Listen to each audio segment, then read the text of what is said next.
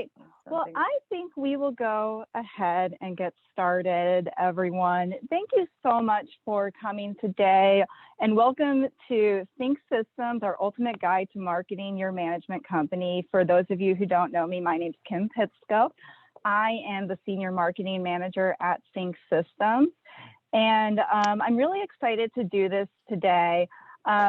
We want to support fellow owners like yourselves in the industry, develop your brand so that you can help you acquire new customers while also retain existing customers. And we know that people are getting a bit webinared out a year and a half into the pandemic. So we wanted to do something a bit unique, and that's why we came up with this summit idea, and how we can provide this education and all of these tools and tips for you through weekly snippets and through weekly fireside chats. So this is our first fireside chat, and this week, as you know, it's all about brand affinity. So who is your company? How do you define your target market? And how can you create a personality for your brand that makes you stand out?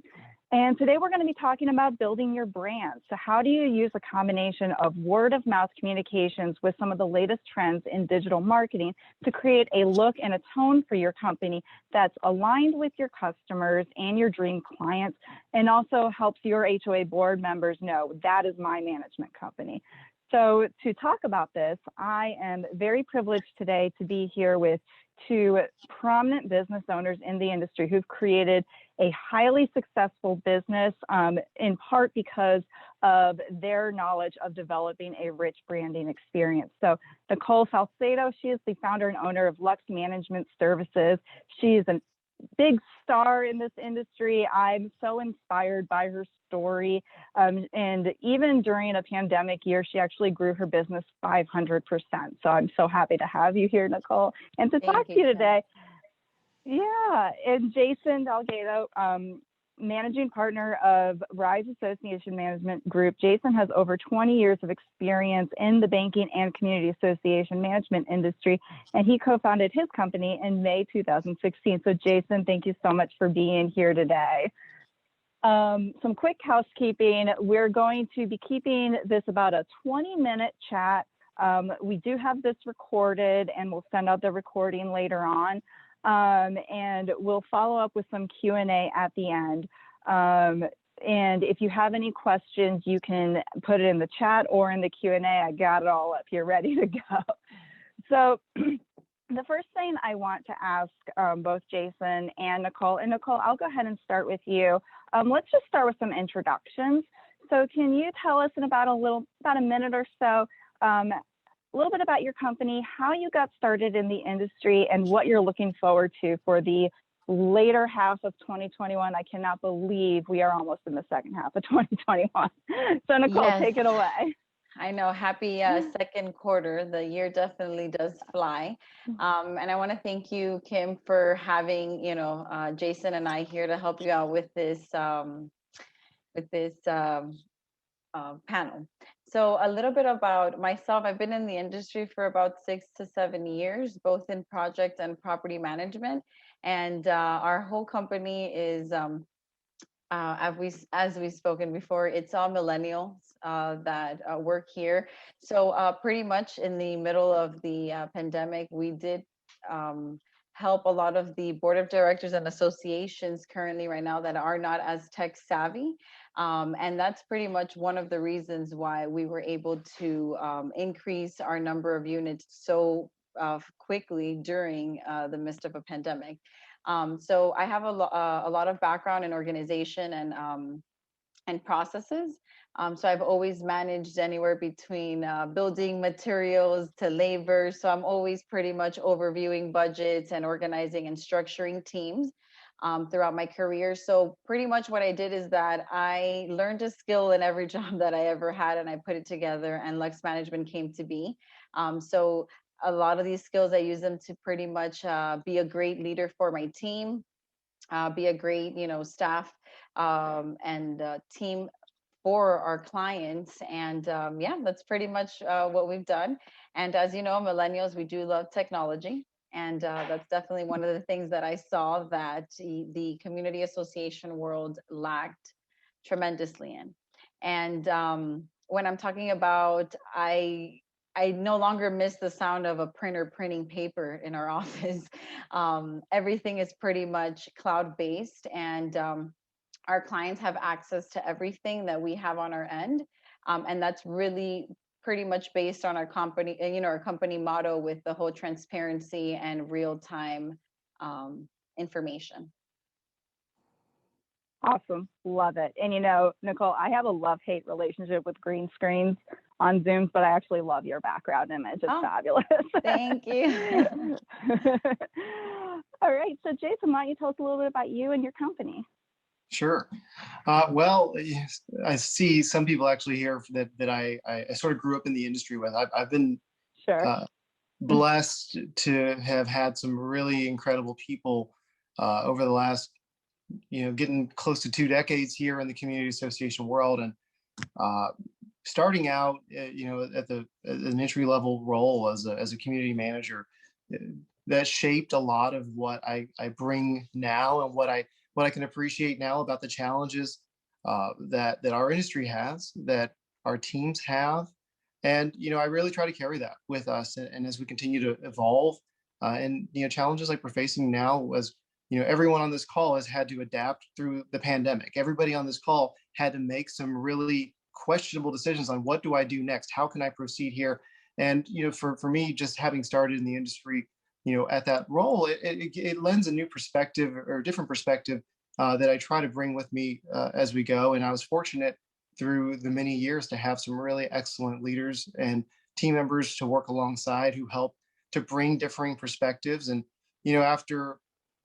after about a decade, working alongside those teams, my business partner and I decided, we want to solve these same kinds of business problems for our clients. And we want to take the same approach and turn this into something that, let's take the self-limiting beliefs off of what community associations have to do and have to be and how they have to work. And let's look at them like what they are. They're businesses. Not for profit doesn't mean not for business. And there are real world business implications and problems. And these are human beings who need help. So our entire approach, everything, is built around, how can we engineer our organization to better help solve the real world problems that our clients face. And that's been at the center of every decision that we've made over the years, of how we've grown, what tools we add, what markets we want to or how we want to market and approach. So our identity really centers around that. 2021 has really been a useful sort of litmus test of where we go from here. And welcome to 2021 kind of problems. My dog ate a sock earlier, and we might all get to discover what happens next together. I mean, this is a very new environment, right? We weren't doing this a year and a half ago, and to kind of take this and say, all right, what does this mean? This is a lot of fun. This is something that I really look forward to working through and being a part of what evolves next in our industry. Awesome. Thank you so much for sharing your story. I love how you talk about the human element.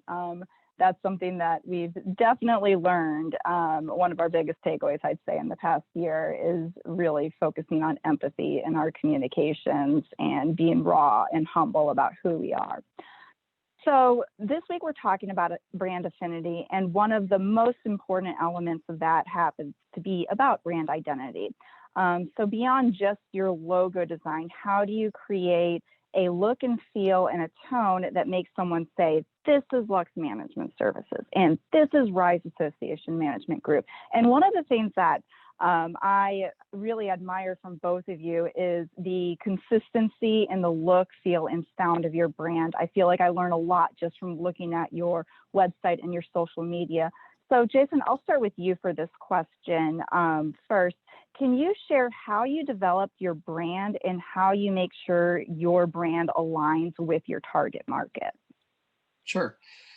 Well, as I started out saying earlier, our background comes from solving business problems, and that's really where my passion lies. And our story of how we developed this brand is is really the other side of the coin of our personal story. And I actually think that that's important for, business owners. And I know everyone's crossed this bridge at some point or another, but the humanizing element of our story is important to understanding why we do what we do and why it matters and why we care about doing it well. And when we identify, we primarily work with condominium townhome associations, and understanding and appreciating those problems is critical. But for us to be able to truly understand and appreciate them, we have to be able to exercise a degree of empathy and compassion, and not just assume that what we think the challenges they face are in fact the challenges. And there's no secret sauce to this. It really is simply doing the work. You have to be able to understand, empathize, challenge your assumptions. And so for us, we looked at the kinds of specific problems that we thought our clients were facing.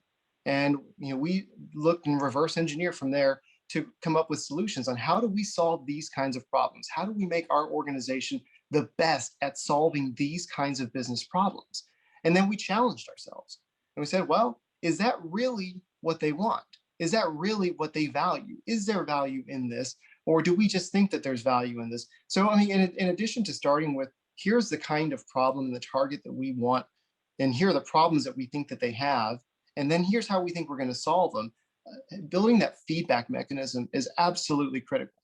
You have to be able to challenge what you think you know when you have the information that you get in response to doing something. And so that has helped us to evolve and shape. And certainly from day one till now, we've learned quite a lot, and we found certain things that, we thought that, hey, the industry is ready to do this. And, it turned out that wasn't the case. And it's our job to listen in those situations. And in other situations, it's our job to really start thinking ahead of, well, what are some of the things that our customers, what are the problems that they don't know are problems? What are some of the things we can solve for them? So, to all that said, it really just kind of, it comes down to being deliberate. It comes down to being selective. When you pick an identity, as important as who you want to be is who you are not going to be. And making that decision deliberate and knowing that up front and being okay with that, I think is a huge part of what helps us to develop a distinct identity. And I'll be the first to tell you, we're not for everybody. We don't manage every kind of association, and that's okay. We've had many situations where we have to turn away or walk away from business, and we understand that certain phases in an organization's life cycle, that may be very difficult to do. But not being something just because there's a single opportunity here or there, that's as much a part of who you are as what you put on your website and the social media, and being sure that you're also tying that back to behaviors and actions and how your organization lives that on a daily basis. Awesome. Awesome. I love that. I love what you mentioned about empathy, compassion, and also knowing who you are and who you're not going to be. And and to be okay with that. That's great feedback. Really great insight. And Nicole, same question to you. Yeah, no, Jason, you pointed out a couple of things that definitely I can say you are 200% correct, and I respect a lot. At Lux, same thing. We chose our colors pretty much black and white because that's the message that we want to let both our clients and our staff pretty much know. As a team, I always tell them that the client is always right, and the way that we are able to educate the client is just by helping them understand their governing documents, which are black and white. And in order for you to go ahead and create any changes to that, obviously we understand that based on their documents, you guys can amend and do all these sorts of changes. But we are also very selective with the clients that we onboard with, because at the start of my career, I did notice that there are some board of directors, they are considered volunteers that sometimes are not really engaged, and that makes the job for your manager a little bit hard. We also noticed the board of directors who are too engaged that will micromanage your manager, who makes that ultimately very hard. So we always wanted to find a balance both for our team and our clients that was, very neutral, and that the expectations were we like to under promise and over deliver at all times. So when you look up Lux Management, you're going to see a black and white logo, and it's very one of the things that my business partner and I always said is that we want people to feel prideful that Lux Management selected them to work with them, because we offer a great team, a great team to help with your needs. We do have different backgrounds that both our clients and our team. So we wanted to make sure that we incorporated all of this, but also focused the attention in the property itself. If you look at pretty much our slogan, be the envy of your street, that was kind of what we wanted our clients to feel like. We are with Lux Management Services, and they're a very selective group. They're selective because they only have a certain amount of managers per portfolio, or they only have an on-site manager that only deals with on-site. So we promise to give them our time and our attention and a lot of detail to their work, so long as they also promise to us, we're volunteers, we're very engaged, but we also understand that management takes a full entire team, both from the homeowners, the community itself, and also the management team. Awesome. I love how you shared your story about how you developed the look and feel. I mean, I know that I saw the black and white immediately and the simplicity and cleanliness of your design, but I didn't know that had anything to do with government documents. That's such an interesting story, and how you came up with that is so clever. Thanks. So yeah, it's really cool. So I'm going to make sure that I'm skipping a couple questions, because we talk a lot about target audience, and we talk a lot about niche targeting in our brand affinity ebook, and y'all already mentioned that a little bit. I want to make sure that we get to some of the Q&A that's coming up here too. So my next question is specifically for you, Jason. Your company's headline is Together We Rise. And one of the things that I noticed in your social media is that you highlight a lot of stories of triumph, both from your employees and from public figures. So how does this authentic, humanistic, and raw approach impact the way HOA boards and homeowners respond to you? And I'd also love to know a little bit about how you came up with that tagline. Sure.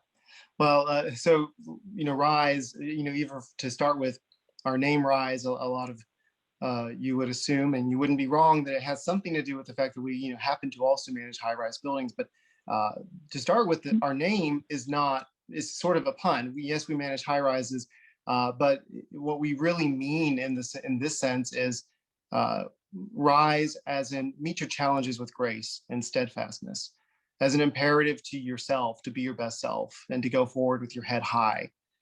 It's really meant to embody the notion that we share the same humanity. We're going through life together, and we can help each other to make this experience more rich and meaningful.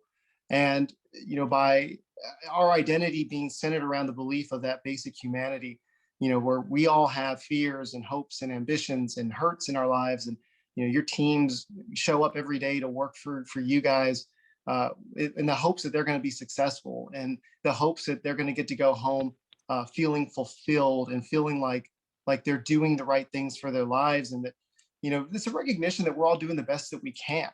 Everyone is trying the best they can all the time.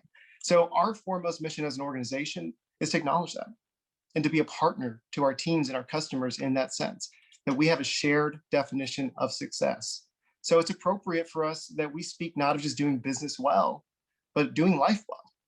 So the phrase means let's do life well together. We can't do this alone. We can't be successful alone. And partnership is at the core of this. So Together We Rise is about, let us meet these challenges out in the open together. And when we work together, we're remarkably good at solving problems. Things are so much easier. And frankly, it's just a lot more pleasant. And that permeates our organization. That's what we, as an employer, as a place to be, we have to remember that people are giving their lives working here. This is their livelihood. They're spending so much time with us that we owe it to them to create an environment where they feel like this is not just the right job, but this is the right life. And that also translates to our customers and how we treat them. We want to be a partner. We don't want to be a management company, a transactional organization that, just that we have this arm's length relationship. We want you to feel like we're in your corner. So, as we talk about the messaging, I mean, everything is deliberately intended to remind you that we are human beings and we are people. And the internet's kind of a cold, dark place, by itself. And we've seen that, we've learned that. Many of you have experienced that, and you're probably still working through that with many of your team members. Of how do we make this the same as what we were doing? And it's I'm sure you've all kind of arrived at the conclusion it's hard. There's something about this that isn't quite the same. And for us, when we talk about our personal triumphs and things that we believe in and people who fought for things that we believe in, that's our way of adding some humanity to what would otherwise be just an imitation of life, in the internet. We want you to remember the people who make us who we are, the people who do great things, because that helps us to connect through what would otherwise be a very difficult means of connection. And I personally feel like, in spite of, as far as technology's come, and as much as, it feels very personal, there's something we really do have to try harder when it comes to electronic connections, to ensure that we preserve that humanity. That that on the other end, when somebody's responding to you via an email, via a text, that's somebody. It doesn't sound like a robot, but rather a human being who truly cares about helping you. I love that. Thank you. I love how you mentioned that, the internet can feel like a cold, dark place, and you're absolutely right. And this is something that we'll make sure to do some trainings on a more tactical level as the weeks progress. But adding the humanistic and the somewhat playful approach to your digital elements on top of your core sales and big features within your company is always extremely important. So I love how you do that, and I love to learn how you've been able to build success off of that. So my next question, Nicole, is for you. As a company that has started up, run by millennials, I know that technology is very important to you. How do you feel your company's software and technological innovations help to define the personality of your brand? So when Lux was cooking in the oven, as I like to say, we probably scouted about 8 different softwares, and there was just not like a click. I don't know how to explain it to you. And the software that we ended up picking, which was Sync Systems, the minute that I jumped on the website, I was intrigued. I have a communications background, so I love human beings. I love interacting with people. And I also love to, I've been in marketing in and out of my life, whether it's managing an individual or managing a business. And I always put myself in the perspective of a customer. And I always wanted for it to be easy to read, easy to understand, that your average individual can just click and go. Especially in this industry where your client can range anywhere as young as 35 and, up until potentially 80. I have a 90-year-old board member in one of my associations. So you have a wide audience that you have to make these systems very easy for. And even for your staff, or for you to be able to teach, to educate someone on it. And when I found Sync with Yvonne, who's my business partner, we were in awe. We're like, wow, they actually make property management look hip, look good. When I was in college, when I was in high school, nobody ever said association management. Nobody ever said property management. That wasn't a career. That wasn't something that, people, teachers in school are telling you, hey, you should be a property manager. You might make enough money. You can potentially make enough, like a doctor, an attorney, whatever the case may be. Really depends on where you put that energy. But when him and I discovered, pretty much he has an investor background and I have property management background, we went ahead and put that together, and we're like, we need to make sure that we educate people, and also the young, the future that's coming along, about association management. And the programs that I started my career with were extremely boring. They took a lot of clicks and a lot of processing and a lot of downloading. And I understand that we used to be in an age where I remember hearing my sisters connect to the internet, the dial up internet. We're not in that generation anymore. People want things fast. I mean, when your Wi Fi freezes for a little bit, within 5 seconds, people are already having a panic attack because you're losing, signal on your Zoom call. So, how do I go ahead and target my worldwide audience? Because I have a board of directors outside of the United States who are snowbirds. How do I make sure that they're still in tuned and connected to their association? How do I make my managers have one platform that works for everything, their violations, their architectural modifications? How do I have my grievance committee log in? How can I put all of these individuals that take to make a community association thrive in one platform instead of 10, how I was when I started in the industry? So when I started with Sync, we pretty much met with them and we told them, this is our vision. This is what we want to do. We're extremely technology driven. We hate paper. How does this work? We need to work on Excels, PDFs, Word documents. And when you do the introduction with Sync and the website, I promise you, it is as easy as it sounds. Like you click and you have your report. Even and another person that I forgot to mention, another very important department in our company is accounting. How do I make my accounting team and my managers get along, respect each other's job duties, but yet come together so that they can go ahead and help the client? Because a lot of the times when I was in the industry, there was a very big disconnect between your accounting department and your management department, where sometimes your managers are a bit overworked and they don't have the time to sit with accounting. So how do we make it a little bit easier for the systems to integrate, for the manager to also understand what's going on in accounting and vice versa? So we also use a CRM in our company, where not only do we have our software, which is Sync, keeps us all together, we also have a CRM that the managers and accountants and admin teams and leadership go ahead and always cross-reference to make sure that we're all on the same page, whether we're speaking with an owner or whether we're speaking with a potential lead. So in finding Sync Systems, it pretty much was the only software and is the only software out there that I feel that matches our personality as a company and backs us up. When we're out there, doing meetings and running reports, I feel like it's a log in, click and go, and I can even do it while I'm on vacation. So I don't think it gets any better than that. Definitely not. And I swear, y'all, I did not mean for that to be a commercial, but I do appreciate how you share that. You got to be able to do things in a couple clicks, especially nowadays. You also got to be able to do things wherever you are, whether you're in your office or you're on vacation. You got to be connected at all times.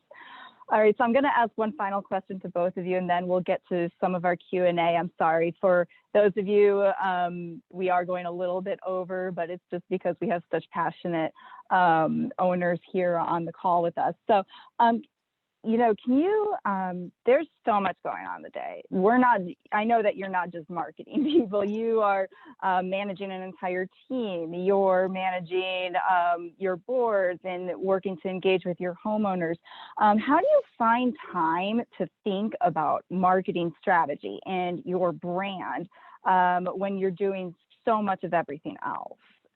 Let's start with you, Jason. Sure.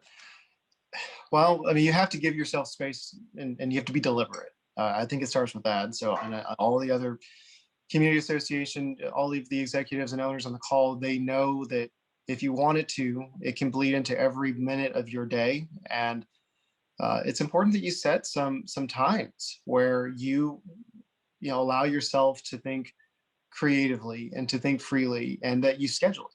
Make an appointment with yourself to be able to do that. It won't happen on accident, and that's critical. And so most of the executives probably do something to that effect right now, where they schedule some time with themselves to think on these things. I also find a lot of tremendous value in uh, embedding this into your existing routines. For example, I have a rule that I don't look at my phone until I've sat down and I've read my book for a set amount of time every day. That's part of my routine.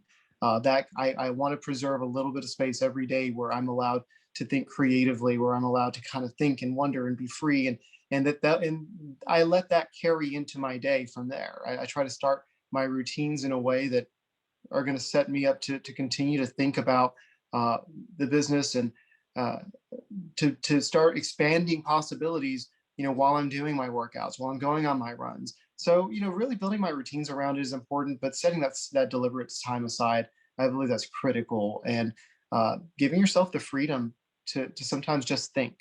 That's work just like any other work. And you do need to you need to give yourself a proper amount of space and attention to be able to do that. Freedom to think, love it. All right, Nicole, what about you? Any advice on how to manage a marketing strategy and everything else? Yes. So schedule. Your schedule is everything. Putting yourself first above everybody and everything, I think, is the most important thing. And the only thing that keeps me sane and able to be with my team and my clients as well. Everything that has to do with marketing, it is not something that you go on a day-to-day basis with. It's something that you sit with your team, and it's something that you schedule, and it's something that you break down. I live life, and the company lives on a year, obviously a yearly basis, but we break down everything into quarters. So what is our focus, whether we want to break that into the by monthly, or we want to break that into the quarters, and what's going to be our focus? Are we going to be focusing on, budgets, facts, tips, whatever it is, and our social media? One of the things that I did is that I always took it upon myself, when I was starting in the industry, that I always like checking people's websites and seeing their information and contact this. And truly, that's what our team did. We sat together one afternoon and we vetted, I want to say almost about 60 different management company websites. And one thing that I did notice that was the same in all of them was they all were, they had their information, but you can tell that they were very outdated websites that someone just put them up together and there was no actual updates to them. It's very important that you schedule yourself and that you keep your social medias up to date and updated, because that is what your new client is going to be looking into, and another thing, we just don't make it all about, let's say, just videos, right? Videos of us walking a property. We like to incorporate pictures. We like to talk to them about tips. We like to give them recommendations. So you can always modify your social media to really the company's motto, right? So who are you trying to target? What are you trying to focus? When you sit down, schedule this, and you make a marketing schedule, then you understand, okay, every Monday we're posting a picture.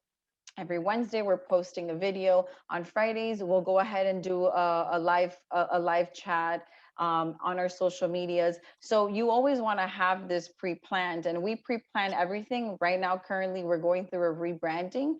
So we're actually working with this very, very dear close friend of mine that they do marketing, which is Girls Who Do Interiors. They're great. They're going to pretty much be revamping our social media. And now we do this on an annual basis because we want to continue to be trendy and continue to be something that this catches the eye of your average person, just either scrolling to social media or looking to change management companies. I love it. I think you mentioned both of you mentioned scheduling time, but in particular, scheduling your digital marketing, scheduling on Mondays, we do this, on Wednesdays, we do this. That is one of the easiest ways to just have a regular cadence of content. So that is really good advice for everyone. Kim, I wanted to add something just for the attendees here. There are also applications, and we've used several applications where your team can actually meet and pre-post all their posts, do modifications and change them, and actually pre-schedule those. And some applications give you a month in advance, and others 2 months in advance. So if you know that you might not have time, there are applications out there that give you that opportunity, and they're cost effective too. Absolutely. Hootsuite has a free version. It's not, obviously it's free, so it's not the greatest, but if you're just trying to get something regularly scheduled, 100% Hootsuite. All right, so we have a few different questions. So I'm going to just go ahead and post the questions out there, whomever wants to answer. How do you search for customers outside of word of mouth, beyond postage and material? So how do you search for customers through digital platforms, for instance? I don't know if you want to go, Jason, but I can answer that. So part of being in community association management is that you need to be a part of community living. Join your whatever county you live in, be a part of the community, be well, now that COVID's kind of, things are opening up. I'm over here in Florida, so there have been opening up a lot of events here. Go out there and not only represent yourself as a company, but make sure that you get involved in your community. And community association isn't just, the houses. Get involved in your, in different types of chapters and different types of committees. Let other people that, one of the things that I always tell individuals is we're surrounded by buildings. Everywhere you look, there's a building, whether we're going to the bank, whether we're going to school, whether we're going to work, like we live in a building, everything happens inside of a building. So get to know people and educate them on what you do. Hey, I manage buildings. It's not as, as crazy as it sounds. It's actually pretty interesting. And just, talk to people and get involved in your community, do volunteer service hours and branch out.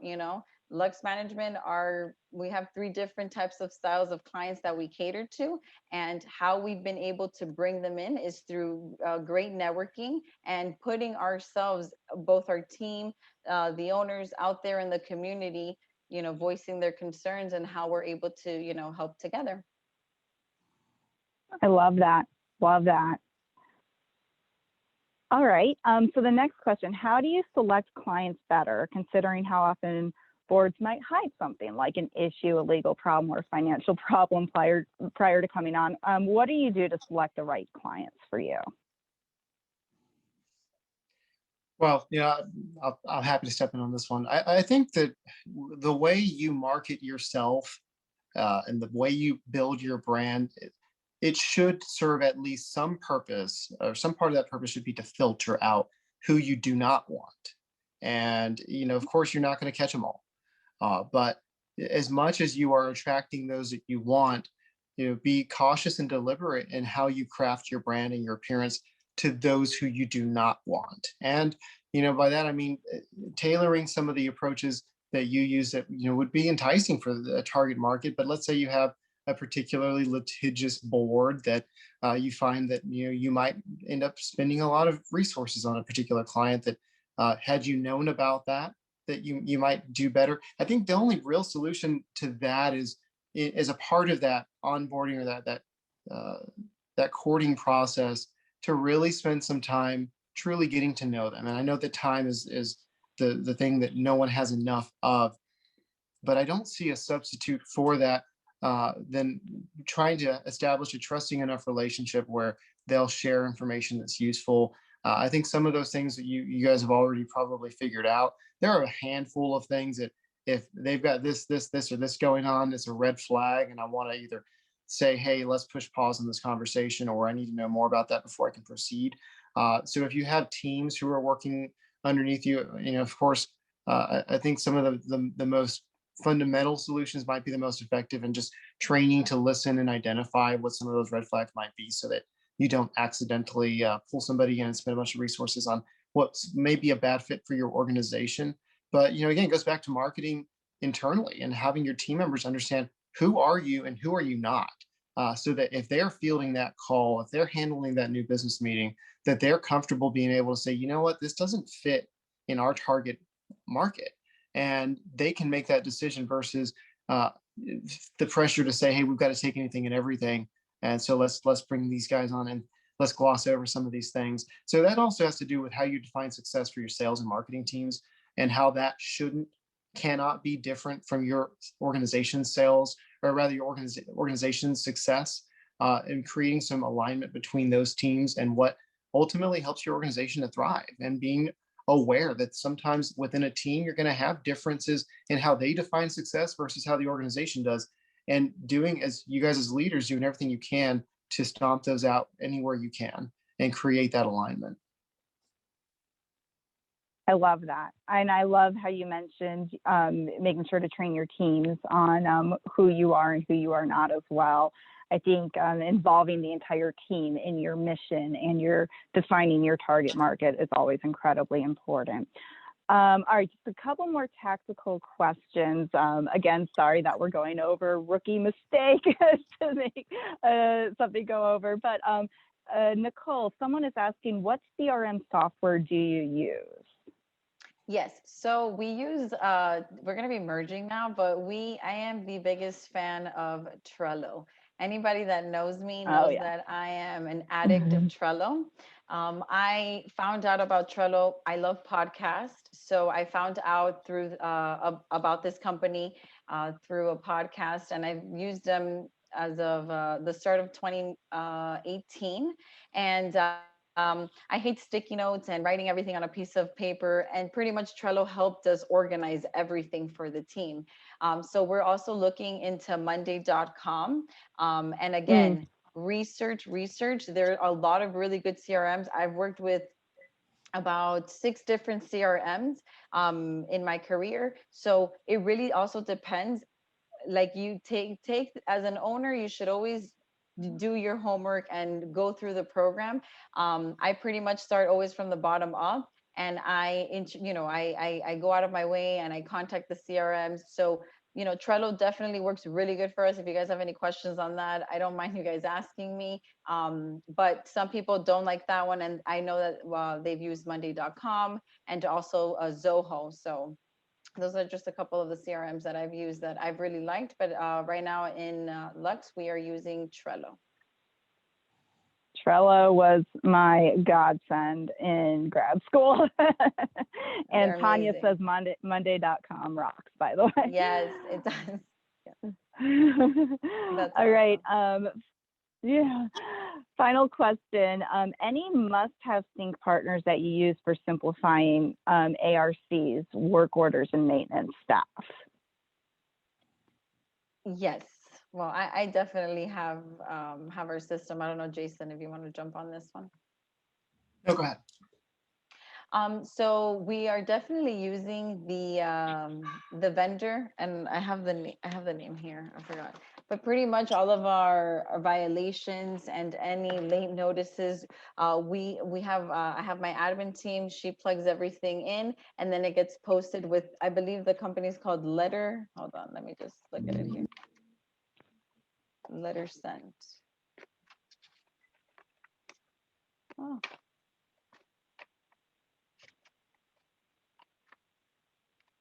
Yeah, Letterstream. I think one of the Letterstream. Letterstream. Letterstream. No, they're amazing. And how do we save on? We're cost effective. We just make sure that during our onboarding process that we explain everything to the committees and the boards so that they know their cost. But yes, it's great for us because at least our admin team is in scanning, printing, or folding things, which sometimes creates some frustrations. Good old paper. All right. Well, that concludes then all of our questions for today's Fireside Chat. If you think of any other questions for Nicole and Jason, you all have my email address now, and I'll be sending out the recording later on. So feel free to send it to me, and I can coordinate as such. And Jason and Nicole, thank you so much for sharing your stories, inspiring our fellow executives out there. I know I was personally very inspired. And thank you all for coming. Our next week's topic is going to be brand attraction. So just so you know, we did send out the brand affinity ebook earlier this week. Later this week, we'll be sending you a brand and customer alignment quiz just to have some fun. Who doesn't love a quiz? And our next week's topic is brand attraction. We're going to dive more into some tactics on how to drive your brand presence in an online world. And our next Fireside chat is going to be on this upcoming Wednesday, May 5th at 12:30 Eastern time. So before Cinco de Mayo festivities begin, if that's something that you'll be thinking about. And it's going to be called Your Personal Brand Defined. We'll be speaking with Jeff Perkins. He's the Chief Marketing Officer at Park Mobile. So very different industry, but he's a renowned speaker on digital marketing. And he's an author of an up and coming book that he'll share a little bit to you about. And it's called How to Not Suck at Marketing. So he'll be sharing tips and tricks on how to build your own personal brand as you're building your company's brand as well. Very so with nice. that, thank you guys for coming. Again, thank you, Jason and Nicole. Thank you so much for speaking on our Fireside chat today. And I hope everyone enjoys the rest of their Tuesday. Thank you Thank so you for much. having us. Nice to meet you, Jason. Likewise. Thanks, Yes. everybody. Y'all are fun together too. When we're at Sync Up, I'm sure y'all will now get a drink and have fun with each other. Yes, that'll be nice. Thank you so much for everything. Take care. Be safe. Thank you. Thank you, everyone. Have a good one.